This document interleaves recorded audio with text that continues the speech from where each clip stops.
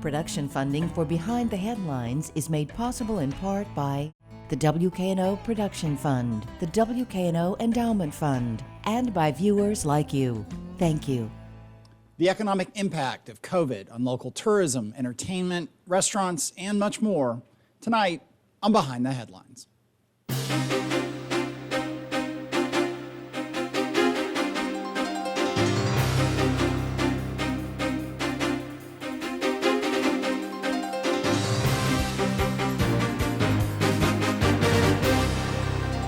I'm Eric Barnes with the Daily Memphian, and thanks for joining us as we continue to do the show remotely.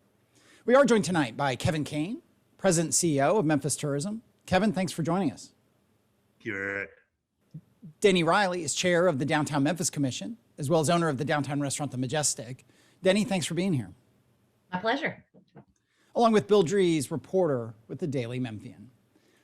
Let me start, and Denny, you wear a couple hats today, and I'm going to start with you. You're also chair of Welcome Memphis, which is a nonprofit arm of the Memphis Tourism, and you can talk a little bit about that as well. But from whichever hat you want to wear, how bad has this last year been? It's been awful. It has been, downtown has just been, decimated. We have about five or six different revenue sources, and all but one of them, our residents, which is about 26,000 people, have been pretty much non-existent. We have, and the residents are usually our cream on the top. So it's been tough. It's been tough. Just a good example, our GM came to us with the December numbers a few months ago, and the whole month of December was $2,000 short of our best day in December last year. Yeah.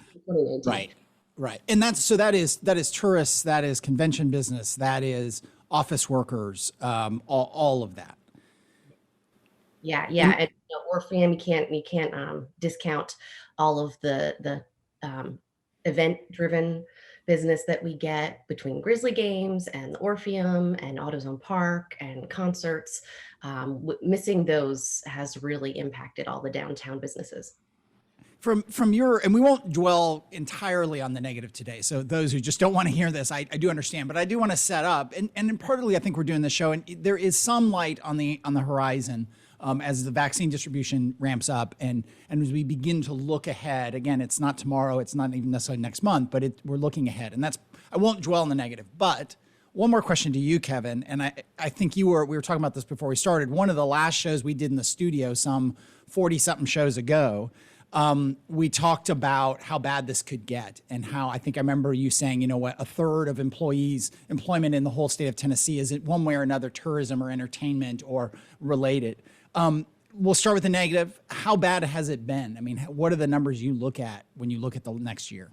It's been tough. I mean, it's been very tough on the state of Tennessee because the governor and the state administration realized just how much tax revenue that tourism and hospitality generates for the state. As a result of that, they did a $25 million CARES program in the fourth quarter of 2020, directed towards tourism bureaus.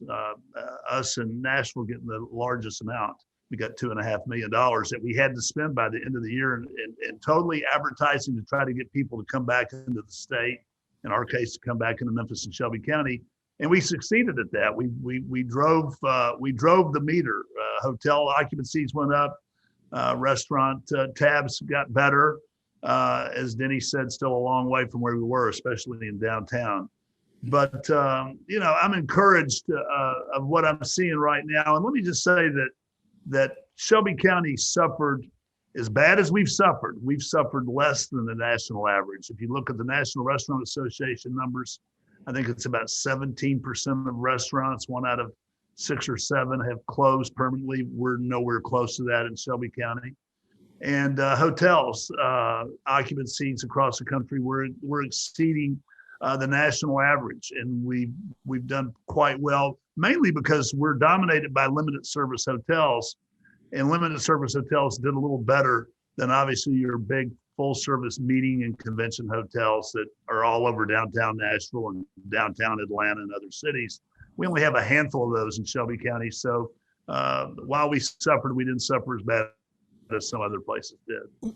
We'll switch. So I'll stay with you, Kevin. I mean, looking ahead now, again, with vaccine distribution, despite its many issues, which is a whole show unto itself, it is ramping up. It's ramping up nationally. It's ramping up locally. What will come back first? And I'll stay with you, Kevin. How long will it take to get back to the pre-pandemic levels in terms of tourists and spending? And just give us a sense of what you're looking at in the short, medium, and long term. People will go to restaurants first. Leisure travel will follow that. So we'll see a strong uptick in leisure travel. Conventions and meetings and trade shows will probably be the laggard of the group. And we got this beautiful, brand new, newly renovated Renaissance Convention Center that just is on the finishing touches of the punch list. And we were going to have a very busy 2021. And heck, we've had everything canceled between now and September. And we may lose things for the rest of the year. We've had some sporting events in there over the last few weeks, and youth sports. It was volleyball, and then it was going to be gymnastics. Gymnastics had to be canceled because of water pressure issues. And so, the conventions and meetings will be the last to come back. But you're going to see, if you talk to the AEGs and the Live Nations and the people in Broadway that book shows, et cetera, they're all thinking fourth quarter they're going to be rolling again. So our industry is pushing towards a slowly middle of the summer, things are getting better. Yeah. By September, we're hopefully rolling again. And to you, Denny, and then I'll go to Bill, but to you, Denny, both from the restaurant as a microcosm of what's going on and what we're talking about, but also downtown, and we talk about office workers, and we talk about tourism and visitors, as Kevin did, but maybe focus on the restaurants downtown, and then the sense that you all have from Downtown Memphis Commission and that hat of when office workers will start coming back, and what's your short, medium, long term vision of this? Sure. It's people are eager, as Kevin says, restaurants will fill up first. We've all been cooped up in our house for a year. We're sick of our spouses. We want to get out and see people and, bump into people. Patrick does watch the show, Denny. I just want to say. Oh, he's sick of me too. So. But people want to get out, and restaurants, and people know how safe restaurants are too. I mean, we practice health and hygiene standards higher than most places outside of doctors' offices. So they feel safe, they feel comfortable in restaurants. So we're seeing an uptick in that. We're encouraged. We're reopening the Majestic Grill the first week in April. We're going to start with lunch and dinner, or dinner and brunch on the weekends, and then move towards lunches as the offices come back. To talk about the offices, the Downtown Memphis Commission has been doing polls all along of residents inside downtown and outside, as well as, regional people that come into Memphis to dine and for entertainment. And we just completed one a week and a half ago. And this was the first time that we have seen a major uptick in people stating that they're going to be comfortable coming to a restaurant. They're going to be comfortable coming to our museums, going to an indoor Grizzlies game or maybe a concert, definitely visiting our parks. So people are starting to come back. And in that also, they said they're more willing to come back to their offices, which I think is so important. You look at somebody like Henry Turley Company, they have spent the whole year retrofitting their buildings with HEPA filters and hands-free devices. So I think people will start coming back with the big announcement just now from the Biden administration that they've got enough vaccines to get us all vaccinated by May. That is huge. I was hearing August, September dates for office workers returning. I am hoping that with that announcement, instead we'll be hearing May, June. Yeah. Let's bring Bill in here. Kevin, a deeper dive from the national figures that we've been swimming in. Obviously, Memphis is bordered by two other states. Is there a kind of race or competition among different localities, different areas to, in effect, get the lights all back on first in this?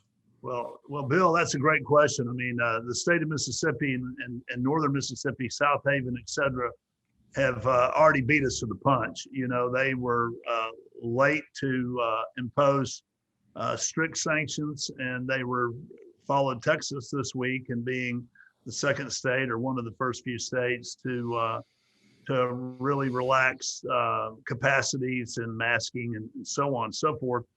Whether you think that's a good thing or a bad thing is irrelevant. The reality of it is they're getting a lot of Shelby County dollars that are flowing down there for people to go out to eat, to go to a movie, to do various things that, you know, that may be a little more challenging in Memphis. You know, I went to a restaurant in East Memphis the other night, and there wasn't hardly anybody in the restaurant, but there was an hour and 30-minute wait, and there were empty tables everywhere. And you know, when the health department last week made the announcement, we're lifting all capacity controls, but you have to social distance.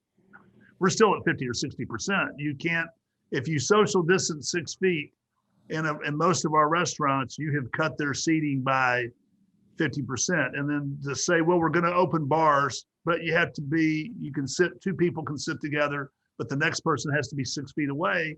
I mean, you know, the size of bars around most establishments, that means you got 3 or 4 people maybe sitting at a bar if you're lucky.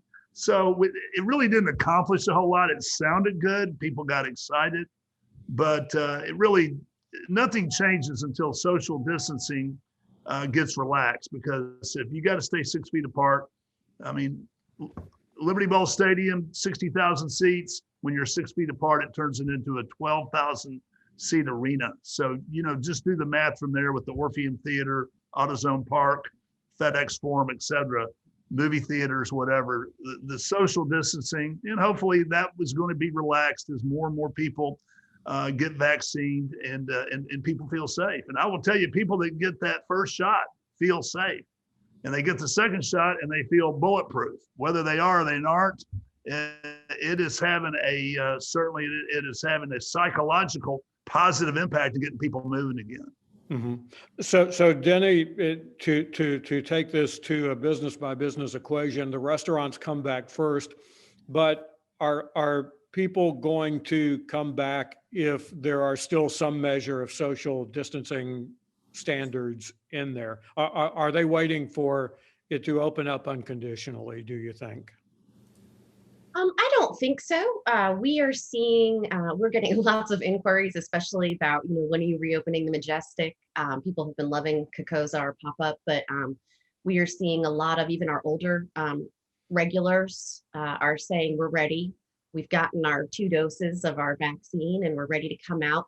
And we're also hearing, you know, they're comfortable coming to a place like ours, or a place like, you know, Tsunami, or a place like, you know, Felicia's, where they know that we are practicing safe practices. You know, they're going to come to the local establishments first because they know we're doing the right thing. So we're hearing that they're not just going to go out for the sake of going out, but they want to patronize the restaurants to support us because they know it's been such a hard year, but they also feel comfortable with us. They know that we're going to be taking care of them, and they know we're taking care of our staff as well. So that's a big thing. And I think we'll see. My parents went out for the first time to dinner last weekend. I haven't heard such joy. Mm-hmm. My mom was like, I had a martini. You know, she's so excited. Right. So I think that I think people are just desperate, but they want to support local. They want to go places they're comfortable. Kevin, when we talked at the outset of this on the show, we also talked about what was likely to happen with the tourism and hospitality workforce as a whole. And there was some thought that possibly you could see some shifts in that employment. You could see people leave the industry and not come back. Where do you think we are with that workforce at this point? Very challenged. Great question. I'll look at the hotels first. first because they employ a lot of people, as do restaurants. But I mean, hotels have lots of employees. Like Peabody, I think at one point had close to 600 employees. When they're calling people back, they've moved on to other industries that, in some cases, may be paying higher wages or better benefits. So it's been a challenge. It's unbelievable. We got over 10 million unemployed people in America, but when you start trying to get people to come to work, it's not as easy as it sounds. I mean, you got to make a lot of phone calls to get people back, and so I mean, we'll get there. I mean, this is a high employment industry. Restaurants and hotels, especially, are high employment, and it probably leads the state of Tennessee on unemployment rolls right now. It's probably still our industry, but we have lost some of those employees for good. They've gone to other industries, FedEx, Amazon. You just start naming different people that were hiring extensively during this pandemic. And some people have moved on to other industries. So we'll have to build that workforce back, but we'll get them back. Hey, it's going to be the Roaring 20s. People want to get out; they want to go. And when I go to restaurants, the ones that are open, they're blowing and going. And when I made the comment earlier about going to a restaurant where there was a lot of empty tables because of social distancing, but I also said they had an hour and a half wait because people wanted to go there and eat. So people want to go out and eat, and they want to start moving again. And hopefully we're only a few months away from getting back to what we feel is kind of normalcy. Denny, let me go put your Downtown Memphis Commission hat on, and I'll come back to Kevin on this question too. A lot of the downtown redevelopment and expansion over the last decade, 2 decades, there are a number of new hotels that have opened or are about to open just during this pandemic. I mean, big projects. A lot of it is various forms of tax incentives, including the TDZ, the Tourism Development Zone. Obviously, I mean, as we've talked about, tourism is way, way down, and that TDZ picks up a lot of different kind of sales tax. It's not, but how, from a Downtown Memphis Commission point of view, how concerned are you all about the financial state of these many, many millions, billions of dollars in projects that you all have helped facilitate through tax incentives and such? We're positive. We are very positive. Obviously, we look at the numbers every day, hourly. The biggest challenge right now is just financing from the banks. They're cautious, but they're optimistic. I mean, we obviously speak with our partners all the time, and all the projects are moving forward. For people that haven't been downtown in a while, when you come back downtown, your head's gonna spin. You look at One Beale, the Hyatt Centric is just about completed. They all their apartments are moving along. There's a lot of projects that are coming along. We have been so busy at the DMC. We have new projects rolling through all the time. The phones have not stopped. We are positive about it. The tax that probably has affected downtown most, and Kevin can talk to this, is the hotel tax, which funds Memphis tourism. That's probably he's probably seen that hit more. But we're positive. We're still moving forward. The phone's still ringing. Developers are still interested. I think when you look to us, you look at the history of pandemics in downtowns, and after crises like this, downtowns boom. And we're positive. Kevin, let's talk about that. The hotel tax obviously is taking a huge hit. There's also, I mentioned the TDZ, the Tourism Development Zone downtown, which I think I'm right in saying does some of the funding of the convention center. Are you concerned? I mean, what kind of budget hit have you taken, and how long? I guess we've talked about this turning around, but it's going to take some time. Are you worried about a real financial crunch given this fall off in tax revenue? Well, there has been a fall off in tax revenue. Our budget's down about 25%. We were able to make some of that up because we received some state federal care dollars. We were not allowed to participate, just like the Chamber of Commerce was not allowed to participate in the first round of PPP. 501c6s, which is our designation, not for-profit corporation, were excluded from the first round of PPP. We're in the second round of PPP, which will bring us some additional resources to us, hopefully, and we're excited about that. But as I said earlier, in Malaysia, well, I didn't say this earlier, in Malaysia, when they had SARS, they thought it would take 3 years for tourism and hospitality restaurants to really get back to where they were pre-SARS. It took 3 months. So, you know, a year ago, people were saying, oh, we won't get back to 2019 levels until 2024, 2025. Those numbers are being adjusted drastically. And hopefully we're going to be generating that revenue to feed the TDZ, the hotel tax, and other mechanisms that help fuel downtown. As Denny said, downtown has gone through a major transformation. Construction was deemed an essential business, and it didn't stop. You got the Carlisle project, which is spectacular. You've got the Renaissance Convention Center, which is unbelievable. We've talked about that on previous shows. You got a number of hotels that have opened or are going to open. You got new restaurants that have opened during this time. So we're very excited about the future. And Memphis will be a destination because we serve so many different types of visitors that we will come back faster and stronger than most markets. It's going to be very competitive because everybody wants that tourism dollar. But we're going to succeed. We're going to win. Let's bring in Bill.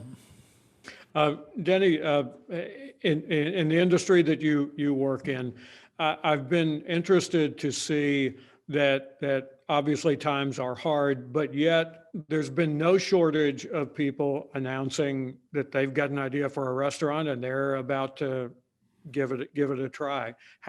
How do you explain that? Well, you kind of have to be a fool to be in the restaurant industry to start with. We'll start with that. But, you know, I think people eat out. You know, I think even if you look pre-pandemic, you know, we were hitting record numbers that, you know, we were personally and the industry was. And, you know, you have most households are dual incomes with both parents working. You need restaurants. People need to be able to eat out. People aren't, you know, cooking at home every night. So it's an essential business. And so the need is there. And, you know, there's Good Fortune Company is opening up in the old SOB space. You know, people are opening new restaurants. There's capital to be had, you know, and there are, well, you know, Kevin mentioned earlier that we haven't seen the shuttering of restaurants like some other cities have, but we have seen some. So there will be some spaces available and they'll be cheap. There will be some deals to be had. And already renovated in some cases. They will be turnkey businesses. You can kind of go in and just change up your concept and the paint color and off you go. So there's going to be some real opportunity for some new restaurants out there. Mm-hmm. Kevin, how are tourists different in your view when this all comes back or when this starts to come back? I think for the foreseeable future, they want to feel safe.